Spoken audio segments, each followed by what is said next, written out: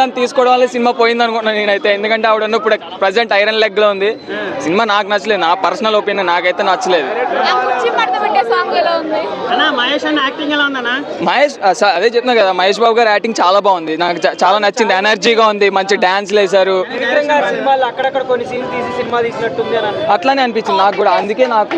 అందుకే నాకు కూడా అనిపించింది ఈ సంక్రాంతికి రాకుండా ఉంటే ఇంకా బాగుండేది అనిపించింది. సంక్రాంతికి రాకుండా ఉండే సరిపోయింది. ఆల్రెడీ నాకు ఎందుకు అజ్ఞాతవాసి ఎఫెక్టే దీనికి కూడా కొట్టిందేమో అనిపించింది చాలా వరకు. హనుమంతుల వారితో పోల్చుకోకూడదు మనం. ఆయన రూట్ వేరు, ఆయన దారి వేరు. ఎంత తొక్కేద్దామని చూసినా అలా వెళ్ళిపోతున్నారు అనమాట. సో దానికి దీనికి అసలు పోటీ లేదు. గురూజీ మనం అట్లా చెప్పలేము. ఒక్క సినిమాతో గురూజీ పని అయిపోయిందంటే మనం అనలేము. అది ఆయన మళ్ళీ ఇంకో కంబ్యాక్ ఇస్తారు. నెక్స్ట్ అల్లు అర్జున్తో ఉందనుకుంటు కదా.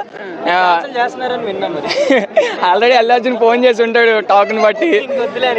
అది తమ్మన్ మ్యూజిక్ కూడా అరవింద్ సమేతలో పెన్మిటి సాంగ్ తీసుకొచ్చి కొట్టినట్టు అనిపించింది. కొన్ని చోట్ల బ్యాక్గ్రౌండ్ కూడా నాకేం అంత అనిపించలేదు. అదే గుంటూరు కారంలో టైటిల్లో ఉన్నంత ఘాటు సినిమాలో కూడా ఉండుంటే బాగుండి అనిపించింది. ఆ ఘాటు నాకు సినిమాలో కనపడలేదు. గురించి మార్పు కూడా గుంటూరు స్లాంగ్. సెకండ్ హాఫ్ బాగుంది, ఫస్ట్ హాఫ్ ఏమంత అనిపించలేదు. కొద్దిగా ఉంది. త్రివిక్రమ్ ఓల్డ్ సినిమాస్ లాగే కొద్దిగా. ఓవరాల్ 3.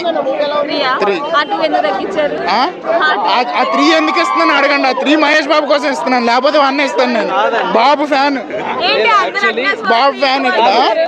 అలాగే ఉంది. ఆ గురించి కనిపిస్తే చెప్తాను. ఆ త్రివిక్రమ్ బయట లేదు అసలు. ఎలా ఉంది మూవీ? ఎలా ఉంది? యావరేజ్.